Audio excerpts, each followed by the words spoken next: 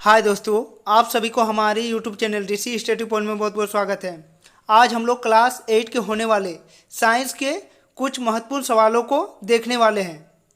तो दोस्तों, यदि आप लोग हमारे इस चैनल में नए हैं तो हमारे इस चैनल को सब्सक्राइब कर ले और बेल आइकन को दबा ले। और हाँ, अपने दोस्तों को आज के हमारे इस वीडियो को ज़्यादा से ज़्यादा शेयर करें और आज के हमारे इस वीडियो को आप लोग शुरू से अंत तक देखें। तो चलिए दोस्तों, एक एक करके उन सभी क्वेश्चनों को देखते हैं। आज के हमारे इस सेट का पहला क्वेश्चन कह रहा है कि भारत में प्रोजेक्ट टाइगर शुरू किया गया। पहला ऑप्शन है 1990, दूसरा ऑप्शन है 1972 से 73, तीसरा ऑप्शन है 2007 से 8 या चौथा ऑप्शन है शुरू नहीं हुआ। तो भारत में प्रोजेक्ट टाइगर शुरू किया गया था 1972 से 73 के बीच, इसीलिए इस सवाल का सही जवाब होगा ऑप्शन नंबर बी 1972 से 73। हमारा अगला क्वेश्चन कह रहा है कि सर्वप्रथम कोशिका की खोज किसने की थी। पहला ऑप्शन रॉबर्ट हुक, दूसरा ऑप्शन रॉबर्ट कोच, तीसरा ऑप्शन एडवर्ड जेनर या चौथा ऑप्शन रोनाल्ड रास। तो सर्वप्रथम कोशिका की खोज रॉबर्ट हुक ने की थी, इसलिए इस सवाल का सही जवाब होगा option number A Robert Hooke. हमारा अगला क्वेश्चन नंबर 3। हमारा क्वेश्चन नंबर 3 कह रहा है कि एक मुलायम धातु जिसे चाकू से काटा जा सकता है। पहला ऑप्शन है चांदी, दूसरा ऑप्शन पारा, तीसरा ऑप्शन सोडियम या चौथा ऑप्शन सोना। तो सोडियम एक ऐसी मुलायम धातु है जिसे चाकू से आसानी से काटा जा सकता है, इसीलिए सवाल का सही जवाब होगा ऑप्शन नंबर सी सोडियम। हमारा अगला क्वेश्चन नंबर 4। हमारा क्वेश्चन नंबर 4 कह रहा है कि निम्नलिखित में से ऐसी कौन सी धातु है जिसके विद्युत लेपन के द्वारा किसी वस्तु की चमक को बढ़ाया जा सकता है। पहला ऑप्शन है लोहा, दूसरा ऑप्शन है क्रोमियम, तीसरा ऑप्शन है तांबा या चौथा ऑप्शन है एल्युमिनियम। तो क्रोमियम एक ऐसी धातु है जिसके विद्युत लेपन के द्वारा किसी वस्तु की चमक को बढ़ाया जा सकता है, इसीलिए सवाल का सही जवाब होगा ऑप्शन नंबर बी क्रोमियम। हमारा अगला क्वेश्चन कह रहा है कि संचरणीय रोगों का सबसे मुख्य कारण कौन है। पहला ऑप्शन चींटी, दूसरा ऑप्शन डेंगू मक्खी, तीसरा ऑप्शन मकड़ी या चौथा ऑप्शन घरेलू मक्खी। तो संचरणीय रोगों का सबसे मुख्य कारक घरेलू मक्खी है, इसीलिए सवाल का सही जवाब होगा ऑप्शन नंबर डी घरेलू मक्खी। हमारा अगला क्वेश्चन नंबर 6 कह रहा है कि निम्नलिखित में से कौन सा जंतु जरायुज है। पहला ऑप्शन मनुष्य, दूसरा ऑप्शन मुर्गी, तीसरा ऑप्शन कौवा या चौथा ऑप्शन बतख। तो इनमें से जो मनुष्य हैं वह एक जरायुज जंतु हैं, क्योंकि यह सीधे बच्चे को जन्म देती हैं, इसीलिए सवाल का सही जवाब होगा ऑप्शन नंबर ए मनुष्य।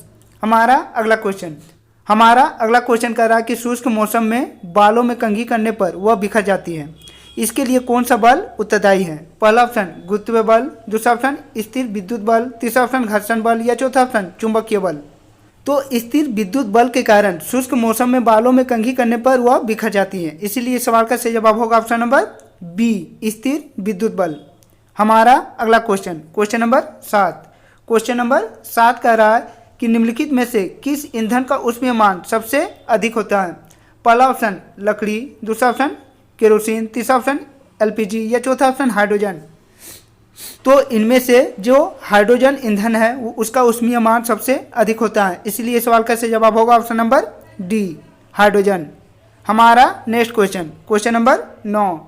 हमारा क्वेश्चन नंबर 9 कह रहा है कि इनमें से कौन सा गुणसूत्र शिशु के नर लिंग का निर्धारण करता है। पहला ऑप्शन XY, दूसरा ऑप्शन XX, तीसरा ऑप्शन दोनों या चौथा ऑप्शन इनमें से कोई नहीं। तो इनमें से जो XY है वह शिशु के नर लिंग का निर्धारण करता है, इसीलिए सवाल का सही जवाब होगा ऑप्शन नंबर ए XY। हमारा अगला क्वेश्चन नंबर 10 कह रहा है कि मानव नेत्र में वस्तु का प्रतिबिंब किस भाग में बनता है। पहला ऑप्शन रेटिना, दूसरा ऑप्शन आइरिस, तीसरा ऑप्शन कार्निया या चौथा ऑप्शन इनमें से कोई नहीं। तो मानव नेत्र के रेटिना पर वस्तु का प्रतिबिंब बनता है, इसीलिए सवाल का सही जवाब होगा ऑप्शन नंबर ए रेटिना। हमारा अगला क्वेश्चन नंबर 11 कह रहा है कि खरीफ फसल का उदाहरण है। पहला ऑप्शन गेहूं, दूसरा ऑप्शन चना, तीसरा ऑप्शन आलू या चौथा ऑप्शन धान। तो इनमें से जो धान है वह खरीफ फसल का उदाहरण है, इसलिए सवाल का सही जवाब होगा ऑप्शन नंबर डी धान। हमारा अगला क्वेश्चन कह रहा है कि सौर परिवार में कितने ग्रह हैं। पहला ऑप्शन 8, दूसरा ऑप्शन 9, तीसरा ऑप्शन 10 या चौथा ऑप्शन 7। तो हमारे सौर मंडल में कुल 8 ग्रह हैं, इसीलिए इस सवाल का सही जवाब होगा ऑप्शन नंबर ए 8। हमारा अगला क्वेश्चन कह रहा है कि घर्षण हमेशा पहला ऑप्शन हानिकारक है, दूसरा ऑप्शन लाभदायक है, तीसरा ऑप्शन ना हानिकारक और ना लाभदायक, या चौथा ऑप्शन कुछ मामले में हानिकारक तथा कुछ मामले में लाभदायक होती हैं। तो घर्षण बल कुछ मामलों में हानिकारक तथा कुछ मामलों में लाभदायक होता है, इसीलिए इस सवाल का सही जवाब होगा ऑप्शन नंबर डी, कुछ मामले में हानिकारक तथा कुछ मामले में लाभदायक होता है। हमारा अगला क्वेश्चन नंबर 14 कह रहा कि पैराशूट बनाने में किस रेशे का उपयोग होता है। पहला ऑप्शन पॉलिस्टर, दूसरा ऑप्शन नायलॉन, तीसरा ऑप्शन कपास या चौथा ऑप्शन इनमें से कोई नहीं। तो पैराशूट बनाने के लिए नायलॉन रेशे का उपयोग किया जाता है, इसीलिए सवाल का सही जवाब होगा ऑप्शन नंबर बी नायलॉन। हमारा अगला क्वेश्चन कह रहा है कि मानव के कानों के लिए श्राव्यता पारस है। पहला ऑप्शन 20 हर्ट्ज से 20,000 हर्ट्ज, दूसरा ऑप्शन 20,000 हर्ट्ज, तीसरा ऑप्शन 2,000 हर्ट्ज या चौथा ऑप्शन इनमें से कोई नहीं। तो मानव के कानों के लिए श्राव्यता पारस 20 हर्ट्ज से 20,000 हर्ट्ज होती है, इसीलिए सवाल का सही जवाब होगा ऑप्शन नंबर ए 20 हर्ट्ज से 20,000 हर्ट्ज। हमारा अगला क्वेश्चन नंबर 16 कह रहा है कि किस यंत्र के उपयोग से भूकंप की तरंगों को रिकॉर्ड किया जाता है। पहला ऑप्शन रिएक्टर पैमाना, दूसरा ऑप्शन कंप्यूटर, तीसरा ऑप्शन भूकंप लेखी या चौथा ऑप्शन इनमें से कोई नहीं। तो भूकंप लेखी के उपयोग से हम लोग भूकंप की तरंगों को रिकॉर्ड कर सकते हैं, इसीलिए सवाल का सही जवाब होगा ऑप्शन नंबर सी भूकंप लेखी। हमारा अगला क्वेश्चन नंबर 17 कह रहा है कि विश्व तापन का प्रमुख कारण है। पहला ऑप्शन नाइट्रोजन का बढ़ती मात्रा, दूसरा ऑप्शन ऑक्सीजन की बढ़ती मात्रा, तीसरा ऑप्शन ओजोन की बढ़ती मात्रा या चौथा ऑप्शन कार्बन डाइऑक्साइड की बढ़ती मात्रा। तो विश्व तापन के लिए प्रमुख कारण कार्बन डाइऑक्साइड की बढ़ती मात्रा है, इसलिए सवाल का सही जवाब होगा option number D carbon dioxide की बढ़ती मात्रा। हमारा अगला क्वेश्चन नंबर 18 कह रहा है कि संकटापन प्रजाति हैं। पहला ऑप्शन घोड़ा, दूसरा ऑप्शन गाय, तीसरा ऑप्शन कुत्ता या चौथा ऑप्शन बाघ। तो इनमें से जो बाघ है वह संकटापन प्रजाति है, इसीलिए सवाल का सही जवाब होगा ऑप्शन नंबर डी बाघ। हमारा अगला क्वेश्चन नंबर 19 कह रहा है कि जंतु कोशिका में क्या अनुपस्थित होती हैं। पहला ऑप्शन कोशिका झिल्ली, दूसरा ऑप्शन केंद्रक, तीसरा ऑप्शन कोशिका भित्ति या चौथा ऑप्शन जीव द्रव। तो जंतु कोशिका में कोशिका भित्ति अनुपस्थित होती हैं, जो सिर्फ पेड़ पौधे में पाई जाती हैं, इसीलिए सवाल का सही जवाब होगा ऑप्शन नंबर सी कोशिका भित्ति। हमारा अगला क्वेश्चन नंबर 20 कह रहा है कि जल शुद्धिकरण में किस अधातु का उपयोग होता है। पहला ऑप्शन ब्रोमीन, दूसरा ऑप्शन क्लोरीन, तीसरा ऑप्शन ऑक्सीजन या चौथा ऑप्शन नाइट्रोजन। तो जल शुद्धिकरण में हम लोग क्लोरीन अधातु का उपयोग करते हैं, इसीलिए सवाल का सही जवाब होगा ऑप्शन नंबर बी क्लोरीन। हमारा अगला क्वेश्चन नंबर 21 है कि विश्व के पहले प्रतिजैविक का नाम है। पहला ऑप्शन है टेट्रासाइक्लिन, दूसरा ऑप्शन है स्ट्रेप्टोमाइसिन, तीसरा ऑप्शन है एरिथ्रोमाइसिन या चौथा ऑप्शन है पेनिसिलिन। तो विश्व के पहले प्रतिजैविक का नाम पेनिसिलिन है, इसीलिए सवाल का सही जवाब होगा ऑप्शन नंबर डी पेनिसिलिन। हमारा अगला क्वेश्चन नंबर 22 कह रहा है कि पानी में हाइड्रोजन एवं ऑक्सीजन का अनुपात क्या है। पहला ऑप्शन 2:1, दूसरा ऑप्शन 1:2 या तीसरा ऑप्शन 2:2 या चौथा ऑप्शन 1:1। तो पानी में हाइड्रोजन तथा ऑक्सीजन गैस का अनुपात 2:1 होता है, इसीलिए सवाल का सही जवाब होगा ऑप्शन नंबर ए 2:1। हमारा अगला क्वेश्चन नंबर 23 कह रहा है कि निम्नलिखित में से किस जीव में द्विखंडन द्वारा जनन होता है। पहला ऑप्शन हाइड्रा, दूसरा ऑप्शन पैरामेसियम, तीसरा ऑप्शन अमीबा या चौथा ऑप्शन बैक्टीरिया।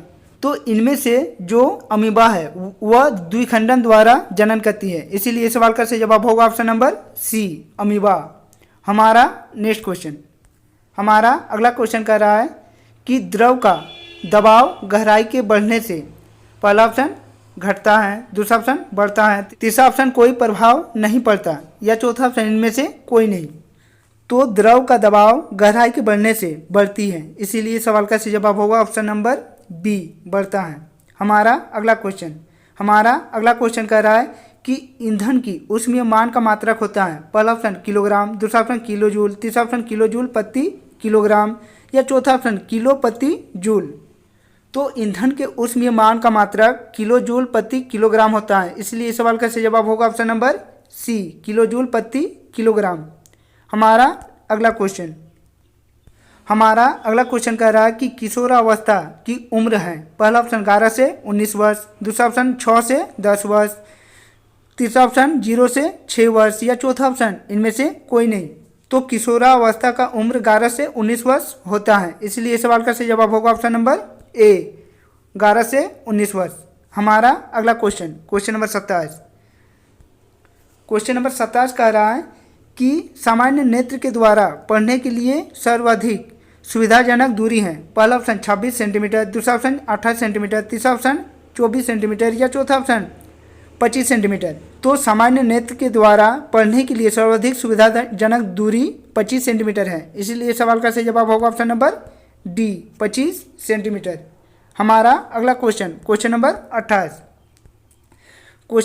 28 कह रहा है कि फूलों, फलों एवं सब्जियों का बड़े पैमाने पर उत्पादन कहलाता है। पहला ऑप्शन एपीकल्चर, दूसरा ऑप्शन हार्डिकल्चर या तीसरा ऑप्शन सेरिकल्चर या चौथा ऑप्शन इनमें से कोई नहीं। तो फूलों, फलों एवं सब्जियों का बड़े पैमाने पर उत्पादन करना हार्टिकल्चर कहलाता है, इसीलिए सवाल का सही जवाब होगा ऑप्शन नंबर बी, हार्टिकल्चर। हमारा अगला क्वेश्चन नंबर 29 कह रहा है कि किस ग्रह को प्रभात का तारा अथवा संध्या का तारा कहा जाता है। पहला ऑप्शन बुध, दूसरा ऑप्शन पृथ्वी, तीसरा ऑप्शन बृहस्पति या चौथा ऑप्शन शुक्र। तो शुक्र को हम लोग प्रभात का तारा या संध्या का तारा कहते हैं, इसीलिए सवाल का सही जवाब होगा ऑप्शन नंबर डी, शुक्र। हमारा अगला क्वेश्चन नंबर 30 कह रहा है कि किस आकृति की वस्तु पर तरल घर्षण कम होता है। पहला ऑप्शन आयतकार, दूसरा ऑप्शन वर्गाकार, तीसरा ऑप्शन नौकाकार या चौथा ऑप्शन वृत्ताकार। तो जो आकृति नौकाकार होता है उस वस्तु पर तरल घर्षण कम होता है, इसीलिए इस सवाल का सही जवाब होगा ऑप्शन नंबर सी, नौकाकार। हमारा अगला क्वेश्चन कह रहा है कि जो पदार्थ प्राकृतिक प्रक्रिया से जीवाणु के द्वारा अपघटित होता है क्या कहलाता है। पहला ऑप्शन है जैव निम्नीकरणीय, दूसरा ऑप्शन जैव अनम्नीकरणीय, तीसरा ऑप्शन संश्लेषित रेशा या चौथा ऑप्शन अपघटन। तो जो पदार्थ प्राकृतिक प्रक्रिया से जीवाणु के द्वारा अपघटित होती है उन्हें जैव निम्नीकरणीय पदार्थ कहते हैं, इसीलिए सवाल का सही जवाब होगा ऑप्शन नंबर ए, जैव निम्नीकरणीय पदार्थ। हमारा अगला क्वेश्चन कह रहा है कि ध्वनि की प्रबलता किस कारक पर निर्भर करती है। पहला ऑप्शन तारत्व, दूसरा ऑप्शन आयाम, तीसरा ऑप्शन शोर या चौथा ऑप्शन इनमें से कोई नहीं। तो ध्वनि की प्रबलता उसके आयाम पर निर्भर करती है, इसीलिए सवाल का सही जवाब होगा ऑप्शन नंबर बी, आयाम। हमारा अगला क्वेश्चन नंबर 33 कह रहा है कि विपरीत आवेशों के बीच क्या प्रतिक्रिया होती है। पहला ऑप्शन आकर्षण, दूसरा ऑप्शन प्रतिकर्षण, तीसरा ऑप्शन आकर्षण और प्रतिकर्षण दोनों या चौथा ऑप्शन इनमें से कोई नहीं। तो विपरीत आवेशों के बीच हमेशा आकर्षण होती है, इसीलिए सवाल का सही जवाब होगा ऑप्शन नंबर ए, आकर्षण। हमारा अगला क्वेश्चन नंबर 34 कह रहा है कि हरित गृह प्रभाव और वैश्विक तापन के लिए मुख्य रूप से उत्तरदायी गैस हैं। पहला ऑप्शन कार्बन डाइऑक्साइड, दूसरा ऑप्शन मीथेन, तीसरा ऑप्शन दोनों या चौथा ऑप्शन इनमें से कोई नहीं। तो हरित गृह प्रभाव और वैश्विक तापन के लिए मुख्य रूप से कार्बन डाइऑक्साइड और मीथेन गैस उत्तरदायी होती हैं, इसीलिए सवाल का सही जवाब होगा ऑप्शन नंबर सी, दोनों। हमारा अगला क्वेश्चन नंबर 35 कह रहा है कि वह पुस्तक जिसमें सभी संकटपन प्रजातियों का रिकॉर्ड रखा जाता है कहलाता है। पहला ऑप्शन ब्लू डाटा बुक, दूसरा ऑप्शन ग्रीन डाटा बुक, तीसरा ऑप्शन येलो डाटा बुक या चौथा ऑप्शन रेड डाटा बुक। तो उस बुक को हम लोग रेड डाटा बुक कहते हैं जिसमें सभी संकटापन्न प्रजातियों का रिकॉर्ड रखा जाता है, इसीलिए सवाल का सही जवाब होगा option number D, red data book. हमारा अगला क्वेश्चन नंबर 36 कह रहा है कि निम्नलिखित में से कौन सा पदार्थ जीवाश्म ईंधन है। पहला ऑप्शन सौर ऊर्जा, दूसरा ऑप्शन परमाणु ऊर्जा, तीसरा ऑप्शन जल ऊर्जा या चौथा ऑप्शन कोयला। तो इनमें से जो कोयला है वह जीवाश्म ईंधन है, इसीलिए सवाल का सही जवाब होगा ऑप्शन नंबर डी कोयला। हमारा अगला question, question number 37। Question number 37 कह रहा है कि कोशिका में कोशिका द्रव के बीच खाली संरचना होती है जिसे कहते हैं। पहला ऑप्शन कोशिका झिल्ली, दूसरा ऑप्शन कोशिका भित्ति, तीसरा ऑप्शन रिक्तिका या चौथा ऑप्शन केंद्रक। तो कोशिका में कोशिका द्रव के बीच खाली संरचना को हम लोग रिक्तिका कहते हैं। इसीलिए इस सवाल का सही जवाब होगा ऑप्शन नंबर सी, रिक्तिका। हमारा अगला क्वेश्चन, आज का हमारा क्वेश्चन नंबर 38 कह रहा है कि कौन सी अधातु कमरे के ताप पर भी वायु के साथ अभिक्रिया करती है। पहला ऑप्शन श्वेत फास्फोरस, दूसरा ऑप्शन लाल फास्फोरस, तीसरा ऑप्शन सोडियम या चौथा ऑप्शन पारा। तो जो श्वेत फास्फोरस अधातु हैं वह कमरे के ताप पर भी वायु के साथ अभिक्रिया करती हैं। इसीलिए इस सवाल का सही जवाब होगा ऑप्शन नंबर ए, श्वेत फास्फोरस। हमारा अगला question, question number 39। Question number 39 कह रहा है कि किण्वन की प्रक्रिया की खोज किसने की थी। पहला ऑप्शन है एडवर्ड जेनर, दूसरा ऑप्शन है अलेक्जेंडर फ्लेमिंग, तीसरा ऑप्शन है रॉबर्ट हुक या चौथा ऑप्शन है लुई पाश्चर। तो किण्वन की प्रक्रिया की खोज लुई पाश्चर ने की थी। इसीलिए इस सवाल का सही जवाब होगा option number D, Louis Pasteur. हमारा अगला question, question number 40। Question number 40 कह रहा है कि जब चालक विलयन में विद्युत धारा प्रवाहित की जाती है तब विलयन के रंग में परिवर्तन होता है। यह संकेत करता है। पहला ऑप्शन विद्युत धारा के रासायनिक प्रभाव का, दूसरा ऑप्शन विद्युत धारा का ऊष्मीय प्रभाव का, तीसरा ऑप्शन विद्युत धारा के चुंबकीय प्रभाव का या चौथा ऑप्शन विद्युत धारा के त्वरित प्रभाव का। तो जब चालक विलयन में विद्युत धारा प्रवाहित की जाती है तब विलयन के रंग में परिवर्तन होता है। यह विद्युत धारा के रासायनिक प्रभाव का संकेत करती है। इसीलिए सवाल का सही जवाब होगा ऑप्शन नंबर ए, विद्युत धारा के रासायनिक प्रभाव का। हमारा अगला question, question number 41। Question number 41 कह रहा है कि विश्व में सर्वप्रथम एक भेड़ का क्लोन विकसित किया गया था जिसका नाम था। पहला ऑप्शन बारबी, दूसरा ऑप्शन चार्ली, तीसरा ऑप्शन डॉली या चौथा ऑप्शन सिम्बिया। तो विश्व में सर्वप्रथम एक भेड़ का क्लोन तैयार किया गया था, उसका नाम था डॉली। इसीलिए इस सवाल का सही जवाब होगा ऑप्शन नंबर सी, डॉली। हमारा अगला क्वेश्चन, हमारा अगला क्वेश्चन कह रहा है कि तरल हैं। पहला ऑप्शन ठोस एवं द्रव दोनों, दूसरा ऑप्शन द्रव एवं गैस दोनों, तीसरा ऑप्शन ठोस एवं गैस दोनों या चौथा ऑप्शन इनमें से कोई नहीं।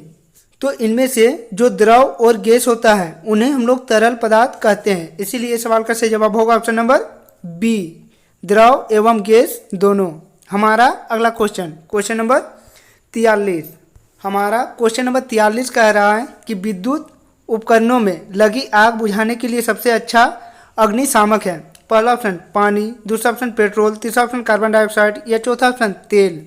तो विद्युत उपकरणों में लगी आग को बुझाने के लिए सबसे अच्छा अग्निशामक कार्बन डाइऑक्साइड को माना जाता है। इसलिए सवाल का सही जवाब होगा option number C, carbon dioxide. हमारा अगला question, question number 44। Question number 44 कह रहा है कि लड़कों के गले के सामने उभरा हुआ भाग कहलाता है। पहला ऑप्शन एडमस एपल या कंठमणि, दूसरा ऑप्शन लेरिकस, तीसरा ऑप्शन थायराइड या चौथा ऑप्शन इनमें से कोई नहीं।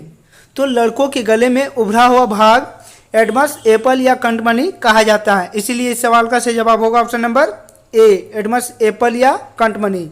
हमारा अगला question, question number 45। Question number 45 कह रहा है कि श्वेत प्रकाश यानी सूर्य का प्रकाश में कितने रंग होती हैं। पहला ऑप्शन 4, दूसरा ऑप्शन 5, तीसरा ऑप्शन 6 या चौथा ऑप्शन 7। तो श्वेत प्रकाश में 7 रंग होती हैं। इसीलिए सवाल का सही जवाब होगा ऑप्शन नंबर डी, 7। हमारा अगला क्वेश्चन, हमारा अगला क्वेश्चन कह रहा है कि एक स्थान पर एक ही प्रकार के बड़ी मात्रा में उगाए गए पौधों को क्या कहते हैं। पहला ऑप्शन अनाज, दूसरा ऑप्शन फसल, तीसरा ऑप्शन कृषि या चौथा ऑप्शन खेती। तो एक ही स्थान पर एक ही प्रकार की बड़ी मात्रा में उगाए गए पौधों को हम लोग फसल कहते हैं। इसीलिए सवाल का सही जवाब होगा ऑप्शन नंबर बी, फसल। हमारा अगला question, question number 47। Question number 47 कह रहा है कि खगोलीय पिंडों के बीच की दूरी को किस इकाई से मापी जाती है। पहला ऑप्शन किलोमीटर, दूसरा ऑप्शन मीटर, तीसरा ऑप्शन प्रकाश वर्ष या चौथा ऑप्शन सौर वर्ष। तो खगोलीय पिंडों के बीच की दूरी को हम लोग प्रकाश वर्ष से मापते हैं। इसलिए सवाल का सही जवाब होगा ऑप्शन नंबर सी, प्रकाश वर्ष। हमारा अगला question question number 48। Question number 48 कह रहा है कि घर्षण चिकने सतहों की अपेक्षा रूखड़े सतह पर अधिक होता है। दूसरा ऑप्शन कम होता है, तीसरा ऑप्शन बराबर होता है, या चौथा ऑप्शन इनमें से कोई नहीं। तो घर्षण चिकने सतह की अपेक्षा रूखड़े सतह पर अधिक होती है, इसीलिए सवाल का सही जवाब होगा ऑप्शन नंबर ए, अधिक होता है। हमारा अगला क्वेश्चन नंबर 49। क्वेश्चन नंबर 49 कह रहा है कि निम्नलिखित में से कौन प्राकृतिक बहुलक है। पहला ऑप्शन है पॉलिस्टर, दूसरा ऑप्शन सेलुलोज, तीसरा ऑप्शन एक्रेलिक, या चौथा ऑप्शन नायलॉन। तो इनमें से जो सेलुलोज है वह प्राकृतिक बहुलक है, इसीलिए सवाल का सही जवाब होगा ऑप्शन नंबर बी, सेलुलोज। हमारा अगला क्वेश्चन और इस सेट का हमारा आखिरी क्वेश्चन नंबर 50। क्वेश्चन नंबर 50 कह रहा है कि जो ध्वनि सुनने में अप्रिय लगती है उसे कहते हैं। पहला ऑप्शन सुरीली ध्वनि, दूसरा ऑप्शन संगीत, तीसरा ऑप्शन शोर, या चौथा ऑप्शन सुखद। तो जो ध्वनि सुनने में अप्रिय लगे तो वो उसे हम लोग शोर कहते हैं, इसीलिए सवाल का सही जवाब होगा ऑप्शन नंबर सी, शोर। तो दोस्तों यदि आप लोग हमारे इस चैनल में नए हैं तो हमारे इस चैनल को सब्सक्राइब कर ले और बेल आइकन को दबा ले। तो चलिए दोस्तों और एक नए वीडियो के साथ फिर मिलते हैं, तब तक के लिए बाय।